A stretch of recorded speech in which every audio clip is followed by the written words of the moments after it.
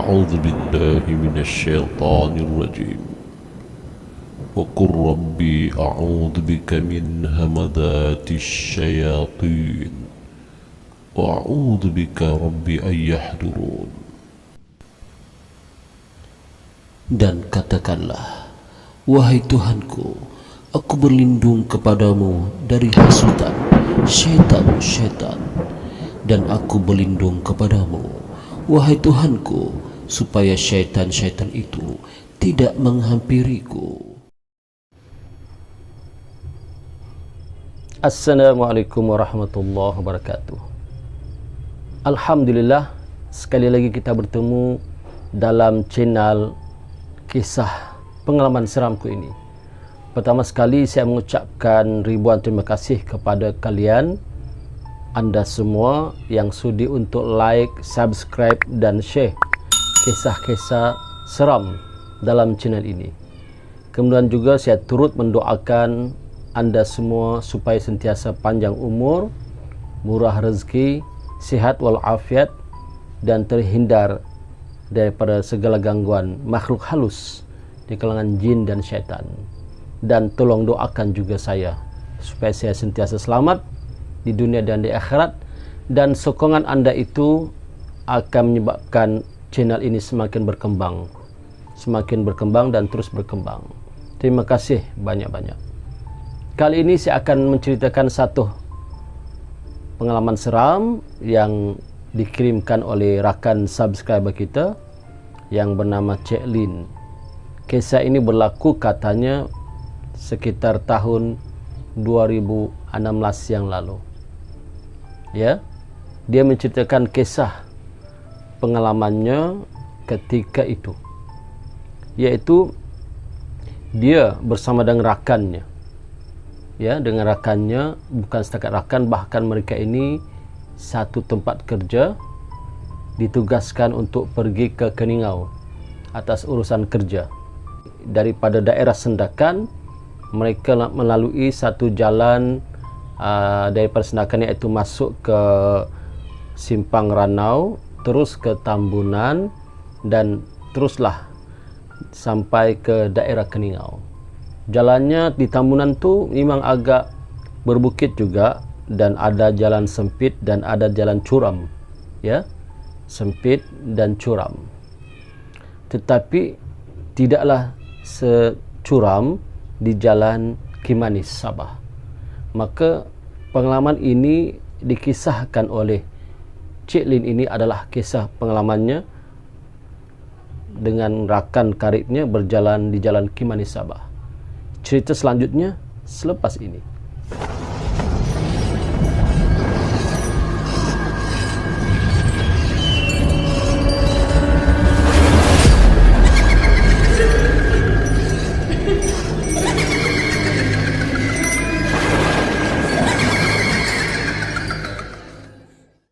Bertemu kembali. Maka kisahnya adalah tugasan mereka ke Keningau ini atas urusan kerja, dan mereka jalan daripada Sendakan ke Keningau ini pada awal pagi, dan sampai ke Keningau kira-kira pukul 2 petang. Ya, kira-kira pukul 2 petang, mereka bertolak pukul 6 pagi, dan mereka banyak singgahlah sebab mereka ni kedua-duanya adalah wanita.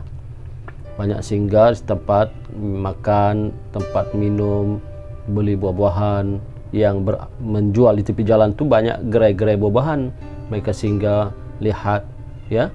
Dan banyak juga gerai kuih muih, ya, di sepanjang jalan di antara Ranau, Tambunan dan Keningau. Jalannya memang ada juga curam, turun bukit, naik bukit, dan ada jalan sempit, dan ada jalan rosak, dan ada jalan yang tengah diperbaiki, ya. Maka ketika mereka sampai Keningau, alhamdulillah mereka selamat. Dalam pemanduan pun katanya tidaklah laju sangat, ya, tidak laju sangat, mengikut peraturan jalan raya lah, ya, mengikut isyarat ataupun papan tanda tak boleh laju, mereka tak laju, ya. Kalau papan tanda itu kata awas jalan licin, maka mereka berhati-hati. Tetapi tiba-tiba ada tugasan lain pula yang menyuruh mereka segera pergi ke Kota Kinabalu. Jadi pergi ke Kota Kinabalu ini kata sahabat mereka di Keningau, jalan yang terbaik adalah jalan melalui jalan Kimanis.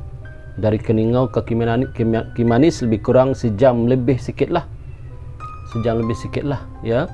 Jaraknya pun daripada Keningau ke Kimanis katanya lebih kurang 110 km, ya. Cuma ujiannya adalah jalan Keningau ke Kimanis ini agak curam sedikit, jauh, menuruni bukit itu jauh, ya. Tidak sama dengan di Kundasang dan juga di Tambunan. Nasihat kawan mereka untuk berhati-hati di jalan raya mereka dengar, dan mereka ni adalah orang yang suka mendengar nasihat. Tetapi sebelum itu dia berkata pada rakannya untuk mereka tanyalah bos mereka kalau boleh mereka tukar haluan, iaitu daripada Keningau ke Tambunan dan tembus terus ke Ranau, Kundasang dan ke Kota Kinabalu. Ya, kata bosnya boleh jalan tu yang boleh, tapi agak jauh sikit. Mungkin makan masa dalam 4 jam lebih kurang begitu, 4 atau 3 jam lah. Sedangkan perkara ini bosnya nak segerakan. Ya, ada perkara-perkara yang emergency nak dipercepatkan lah. Jadi mereka mesti melalui jalan Kimanis. Okeylah, kata Cik Lin dengan sahabatnya, mau tidak mau maka mereka terpaksalah jalan Kimanis, ya. Mereka jalan pula itu sebelah petang. Sebelah pagi mereka banyak urusan lagi di Keningau, dan sebelah petang iaitu selepas waktu asar barulah mereka bertolak daripada Keningau ke Kota Kinabalu lebih kurang pukul 5 petang lah. Asar biasa kalau di kawasan Keningau itu lebih kurang 3:30 petang, tapi oleh kerana mereka singgah banyak perempuan, singgah sana singgah sini, ya, nampak sesuatu tempat yang menarik, mereka singgah sebentar ambil gambar lah dan macam-macam lah. Menyebabkan ketika mereka melalui jalan Kimanis itu dah masuk senja, hampir masuk maghrib. Maghrib kalau di daerah Sabah ini, kawasan Kota Kinabalu dan Keningau lebih kurang jam 6 lebih lah, begitulah, ya. Menjelang senja, menjelang maghrib, maka mereka pun berjalanlah dari Keningau, perlahan-lahan mendaki bukit demi bukit jalan Kimanis.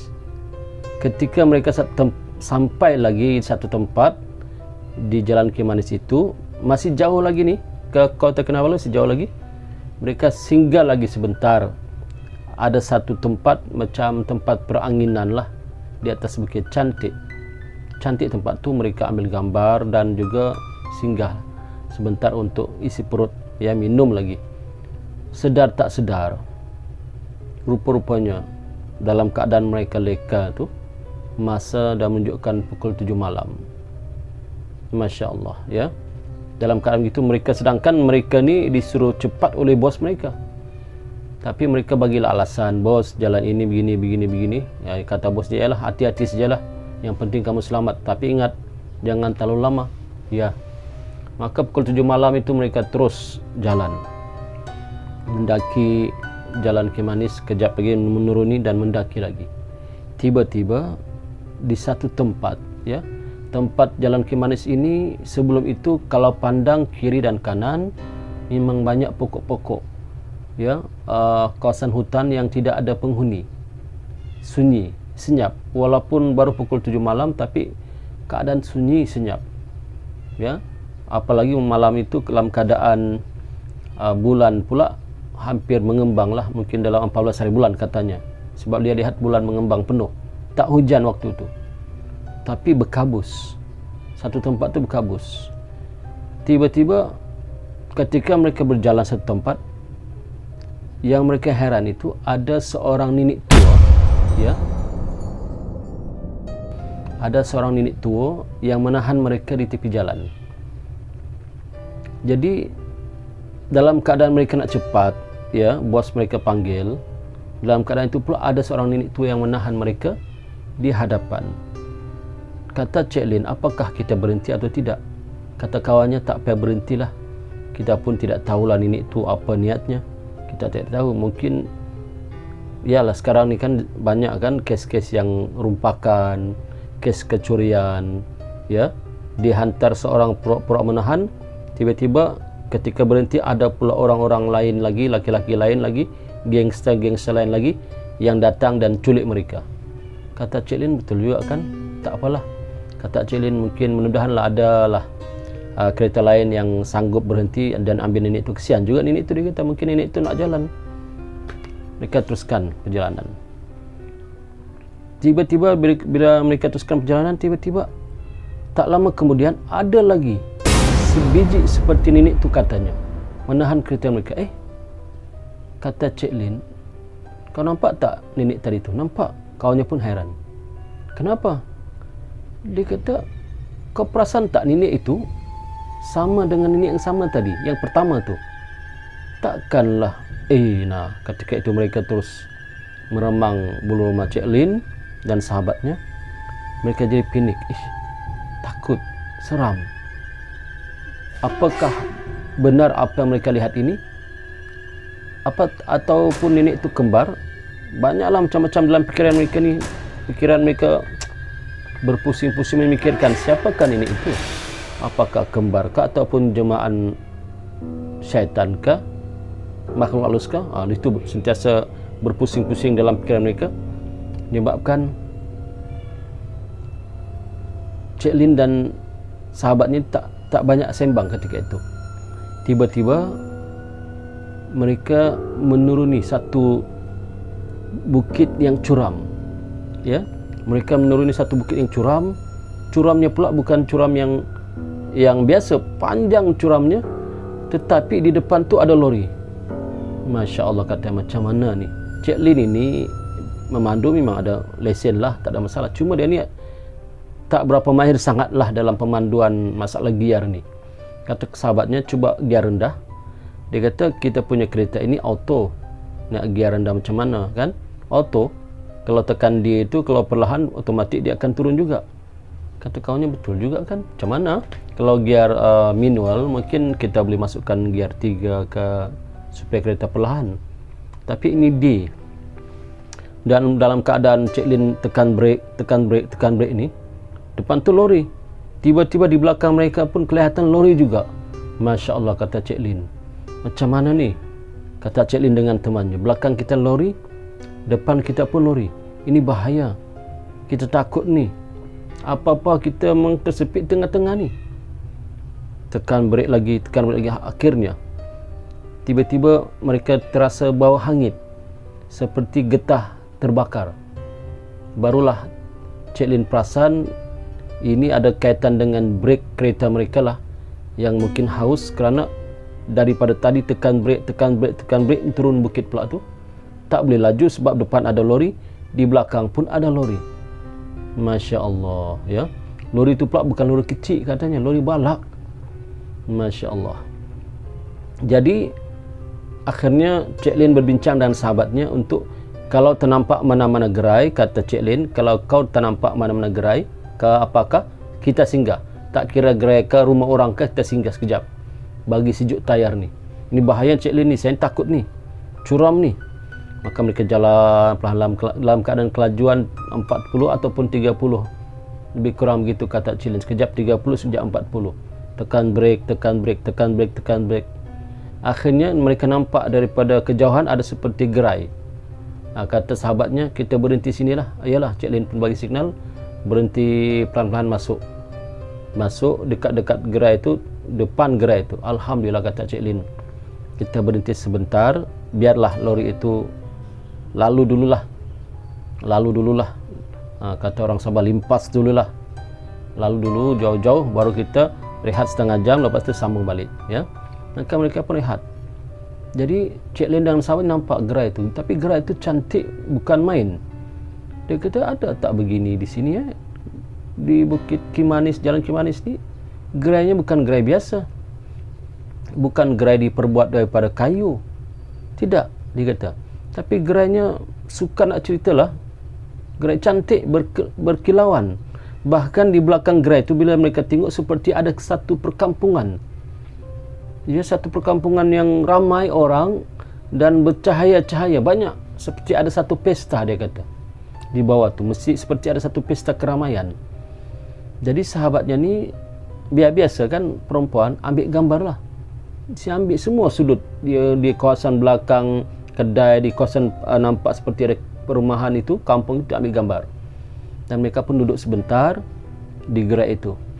Kata sahabatnya, Cik Lin tak nak order makan kah? Kata Cik Lin, saya bukan tak nak order makan. Nak makan, nak minum ni. Tapi saya tak nampak pun ada orang di sini. Ya, tak iya juga, kata kawan Cik Lin. Kau nampak tak? Dia kata, saya tak nampak. Tapi kedai ni hidup, ada lampu, tapi tak ada penjaganya. Berdebar-debar hati Cik Lin. Jangan-jangan dia kata, macam-macam lah dalam fikiran mereka ni. Takkanlah bilangnya tidak ada orang. Ada gerai tapi tak ada orang. Maka Cik Lin pun bersalam lah. Assalamualaikum. Assalamualaikum. Tak ada orang pun yang menyahut. Tak ada seorang pun yang menjawab salam. Sahabatnya pun sama juga. Assalamualaikum. Sahabat sambil meninjau ke kanan dan ke kiri. Kata sahabat Cik Lin, dari tadi saya ambil gambar ni, saya tak nampak pun orang sini. Kata Cik Lin, beginilah dengan kawannya, tak payahlah kita minum ya. Lagipun tak ada orang ni. Mungkin orangnya tidur ke apakah. Tapi kalau tidur masih awal, baru pukul 8. Tak kisahlah, dia kata janganlah kita minum, nanti lambat lagi. Ni bos tunggu ni. Ya tak ya juga, kata kawan Cik Lin. Lagipun lori itu sudah jauh kan. Ya setengah jam takkan orang belum jauh. Jadi kalau kita lori sudah jauh, kita boleh laju sikit kan. Taklah tekan brake sangat. Iyalah, kata kawannya. Maka mereka pun sebelum mereka naik kenderaan, mereka tengok tayar tu agak panas sikit. Tadi awal parking memang panas sangat lah. Tapi sekarang masih ada panas. Mereka ambil air bagi sejuk, siram dengan air sejuk. Ada air di situ kan. Kawasan tu mereka siram, berasap tayar tu. Dia kata, Cik Lin, kita tunggu sekejap lagi lah. Masih berasap ni, panas lagi ni. Kata kawan, setengah jam ni dah Cik Lin. Tunggulah dalam 5 minit 10 minit lagi. Yalah, insyaAllah. Maka mereka pun siram lagi tayar kiri kanan, empat tu lah, bagi sejuk. Turun bukit kan, baru break pun dah seperti kehausan ni, dia kata. Jadi kata sahabatnya, Cik Lin, hati-hatilah Cik Lin, ini break ni bahaya ni. Yalah, doakanlah mereka selamatlah. Tiba-tiba ada lagi kereta, ada kereta yang lalu di dekat mereka. Kereta tu lalu nak ke KK juga lah, menghon dengan mereka. Titit. Mereka pun angkat tangan lah lambai. Mereka anggap ini macam malah biasa kalau orang nampak tepi jalan kan orang hon. Lalu lagi satu kereta sama juga ya, kenderaan tu dia kata sama juga menghon mereka. Titit. Kata apa hon ni? Kata kawannya, mungkin biasalah, nampak kita perempuan kan, mungkin tu laki-laki. Kali nak ya biasalah laki-laki nampak perempuan nak mengurat apakah. Tak kisahlah, dia kata nak hon ke apakah, tak apalah, yang penting dah nampak kita, kata Cik Lin. Tiba-tiba datang lagi satu kereta sama juga hon. Titit. Dia kata apa ni, titit hon balik-balik. Cepat-cepat lah. Cik Lin begitu, kawannya, jom cepat naik, kita jalan lah. Mereka pun jalan pelan-lahan. Sambil tu Cik Lin ni ambil gambar sekali lagi. Dia gambar sekali, cantik tempat tu kan. Tempat dia nampak ada satu perumahan terang, seperti ada pesta. Mereka pun naik kereta dan perlahan-lahan mereka jalan. Ya, alhamdulillah lori pun sudah mereka tak nampak, tapi tiba-tiba mereka mendengar suara tangisan bayi pula. Subhanallah, tadi mereka nampak nenek tua ya melambai-lambai, sekarang suara bayi pula. Kata Cik Lin, kau dengar tak suara bayi menangis? Dengar. Dia kata, mungkin itu suara bayi ni orang perkampungan ni, kata kawan Cik Lin. Mereka tak pedulilah, biarkanlah, lama-lama suara tu akan hilang. Mereka pun jalan terus, tapi suara tu tak hilang. Padahal mereka sudah jauh di kawasan perkampungan yang mereka nampak tadi. Suara tu masih ada lagi. Bila Cik Lin bagi laju kenderaan, suara tu semakin kuat. Tapi bila Cik Lin bagi perlahan kenderaan, suara tu seolah-olah hilang. Cik Lin pun heran.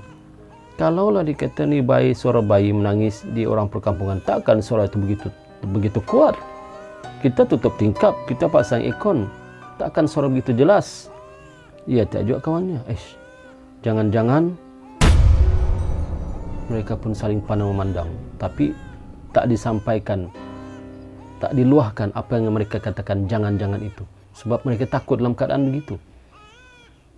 Terus cepat-cepat Cik Lin suruh temannya masukkan CD ayat suci Al-Quran dalam kereta tu, dipusinglah surah daripada ayat suci Al-Quran, dan kata Cik Lin, kau bacalah apa surah kau ingat, saya pun baca ni. Mereka pun bacalah apa yang mereka ingat perlahan-lahan. Suara tu masih lagi ada kedengaran. Ya, masih kedengaran, tapi berlawanan dengan suara bacaan Quran itu. Mereka teruskan perjalanan. Tiba-tiba mereka dah selesai nurul bukit ni, sikit lagi sampai ke kawasan tanah yang agak rata, jalan yang agak rata. Tiba-tiba mereka ternampak kemalangan jalan raya. Subhanallah, kemalangan jalan raya yang begitu dahsyat, iaitu beberapa kereta terbalik, dan mereka nampak ramai orang yang melihat suasana malam tu, ya. Orang lah, manusia lah, ini bukan makhluk apa, manusia. Mereka nampak berdiri tepi jalan.